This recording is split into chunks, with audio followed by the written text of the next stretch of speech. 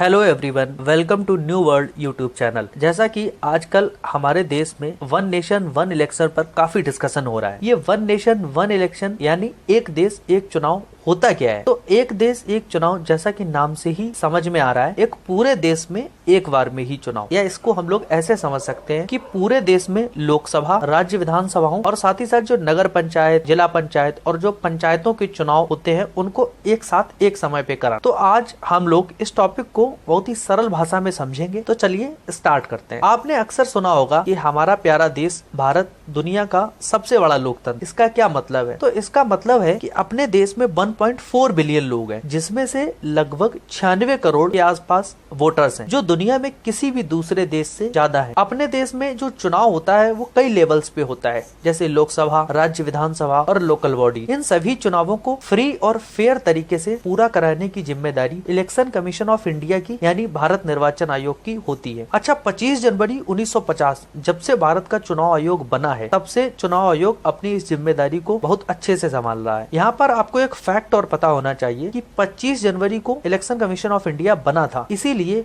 25 जनवरी को हर साल हमारे देश में नेशनल वोटर्स डे मनाया जाता है। अब अगर हम देश में होने वाले इन चुनावों पर नजर डालें तो हमें पता चलता है कि साल भर हमारे देश में किसी न किसी राज्य में चुनाव होते ही रहते हैं। हर साल चुनावों की वजह से देश हमेशा ऐसा लगता है कि चुनावी मोड में ही रहता है। लोगों को भी बार बार लाइन में लगकर वोट डालना पड़ता है, जिसकी वजह से बहुत सारे लोग अपना वोट डालने ही नहीं जाते हैं। चुनाव आयोग को भी बार बार सरकारी मशीनरी लगानी पड़ती है, इसमें पैसा और समय भी बहुत खर्च होता है। अब अगर हम इस सब्जेक्ट के बैकग्राउंड को देखें तो एक देश एक चुनाव हमारे देश के लिए कोई नई बात नहीं है, क्योंकि 1952 और 1957, 1962, 1967 में पहले ऐसा हो चुका है जब लोकसभा और राज्य विधानसभाओं के चुनाव साथ साथ करवाए गए थे। लेकिन ये सिस्टम 1968-1969 में गड़बड़ा गया, जब कुछ राज्यों की जो विधानसभाएं थी उनको डिफरेंट रीजन्स की वजह से समय से पहले ही भंग कर दिया गया। इसके साथ ही 1971 में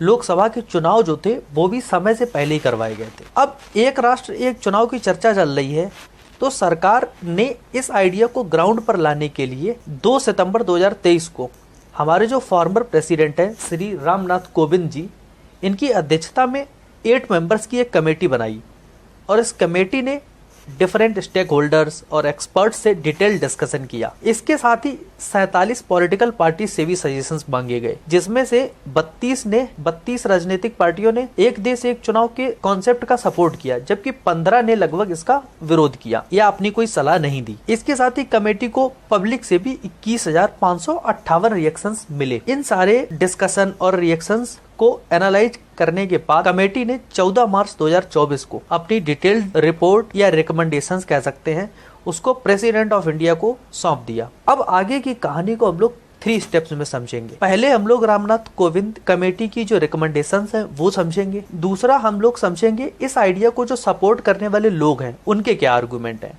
और तीसरे इस आइडिया का जो विरोध करने वाले लोग हैं उनके क्या तर्क हैं। तो सबसे पहले हम लोग कमेटी की रिकमेंडेशंस को समझते हैं। कमेटी की जो पहली रिकमेंडेशन है वो ये है कि सदन में अगर कभी ऐसा होता है कि बहुमत नहीं है या अविश्वास प्रस्ताव आ गया या ऐसी कोई कंडीशन आ गई जब नई लोकसभा के गठन की जरूरत है, तो नई लोकसभा का जो गठन होगा वो पुरानी वाली लोकसभा के बचे हुए टाइम के लिए ही होगा, ना कि पूरे 5 साल के लिए। अच्छा, अब कमेटी की दूसरी रिकमेंडेशन पे अगर आते हैं तो वो ये है कि पहले चरण में लोकसभा और राज्य विधानसभाओं के चुनाव होंगे एक साथ, उसके 100 दिन के अंदर जो नगर निगम और पंचायत के चुनाव होंगे वो कराए जाएंगे। तीसरी रिकमेंडेशन कमेटी की ये है कि तीनों स्तरों पे लोकसभा, राज्य विधानसभाओं और जो पंचायत स्तर के चुनाव होते हैं, इन तीनों के लिए जो मतदाता सूची है और जो चुनावी फोटो पहचान पत्र है वो एक ही होगा।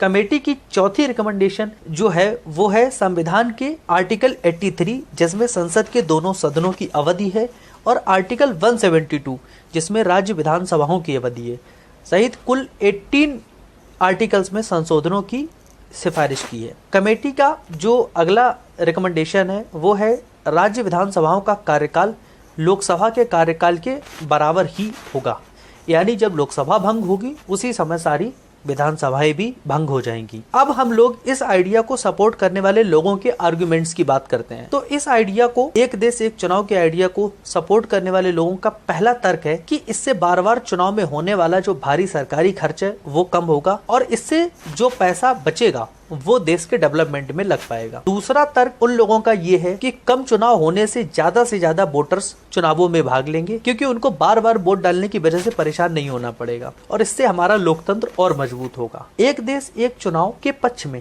तीसरा तर्क यह है कि इससे काले धन और भ्रष्टाचार पर रोक लगाई जा सकती है। ये कोई छुपी बात नहीं है कि चुनावों के दौरान जो राजनीतिक दल हैं और जो कैंडिडेट्स हैं वो ब्लैक मनी का यूज करते हैं। इससे जुड़ा एक फैक्ट ये भी है कि उम्मीदवारों की खर्च की सीमा तो फिक्स है, लेकिन जो राजनीतिक दलों की खर्च की सीमा है वो फिक्स नहीं है। तो जो लोग इसके सपोर्ट में हैं उनका विचार ये है कि इससे काफी हद तक इस सारे करप्शन पे रोक लगाई जा सकती है। जो लोग इसका सपोर्ट करते हैं उनका चौथा तर्क ये है कि एक साथ चुनाव कराने से सरकारी कर्मचारियों और सुरक्षा बलों की जो बार बार चुनाव में ड्यूटी लगाई जाती है वो नहीं लगाई जाएगी, जिससे उनका समय बचेगा और उनकी जो मेन ड्यूटीज हैं उनको वो अच्छे से निभा पाएंगे। जैसे कि आपको पता ही होगा, हमारे देश में चुनाव कराने के लिए टीचर्स को और सरकारी कर्मचारियों को लगाया जाता है, जिससे उनके काम पे बुरा असर पड़ता है। जैसे स्कूलों में बच्चों की पढ़ाई डिस्टर्ब हो जाती है। अब हम लोग आते हैं कि जो राजनीतिक पार्टियां या जो लोग इस आइडिया का विरोध कर रहे हैं उनके क्या तर्क हैं। तो उनका पहला तर्क ये है कि एक देश एक चुनाव हमारे देश का जो फेडरल स्ट्रक्चर है उसको कमजोर कर देगा, क्योंकि अगर ये आइडिया को इम्प्लीमेंट किया जाता है तो कुछ विधानसभाओं की मर्जी के खिलाफ उनके कार्यकाल को बढ़ाया जाएगा या घटाया जाएगा। सेकेंड, उनका जो विरोध है वो ये है कि देश की जनसंख्या बहुत ज्यादा हो गई है, तो इस वजह से एक साथ चुनाव कराने में लॉजिस्टिक्स की प्रॉब्लम आ सकती है, जैसे मैन पावर की कमी आ सकती है, ईवीएम्स की कमी हो सकती है। इस आइडिया के विरोध में तीसरा तर्क की अगर हम लोग बात करें तो वो ये है कि अगर लोकसभा और राज्य विधानसभाओं के चुनाव एक साथ होते हैं तो जो राष्ट्रीय मुद्दे हैं वो क्षेत्रीय मुद्दों के मुकाबले ज्यादा महत्वपूर्ण हो जाएंगे और क्षेत्रीय मुद्दे कमजोर हो जाएंगे। इस आइडिया का जो विरोध करने वाले लोग हैं उनका अगला तर्क ये भी है कि जो क्षेत्रीय पार्टियां हैं उनको नुकसान हो सकता है और बड़ी पॉलिटिकल पार्टीज को फायदा हो सकता है, क्योंकि उनका मानना ये है, उनको ऐसा लगता है कि बड़ी पार्टियों के पास रिसोर्सेज ज्यादा होते हैं। अब अगर हम कंक्लूजन की बात करें तो हमारे यहाँ इलेक्शन रिफॉर्म्स की नीड है, इससे तो कोई मना नहीं कर सकता। जैसे हमारे यहाँ representation of the people's act की जरूरत है, चुनावों में काले धन पर रोक लगाने की जरूरत है, लोगों में राजनीतिक जागरूकता बढ़ाने की जरूरत है, जिससे अच्छे से अच्छे लोग राजनीति में आए और हमारे देश को आगे ले जा सकें। वन नेशन वन इलेक्शन इस डायरेक्शन में एक इम्पॉर्टेंट स्टेप है। अब जैसा कि अभी कुछ दिन पहले मोदी जी ने कहा कि अगर हमारे देश में वन नेशन वन ग्रिड हो सकती है, one nation one health insurance हो सकता है, जैसे आयुष्मान भारत योजना बोलते हैं, वन नेशन वन टैक्स हो सकता है, तो वन नेशन वन इलेक्शन क्यों नहीं हो सकता। अब मैं समझता हूं कि आपको इस टॉपिक पर क्लैरिटी मिल गई होगी। आपके इस टॉपिक पर क्या विचार हैं कमेंट में जरूर शेयर करें।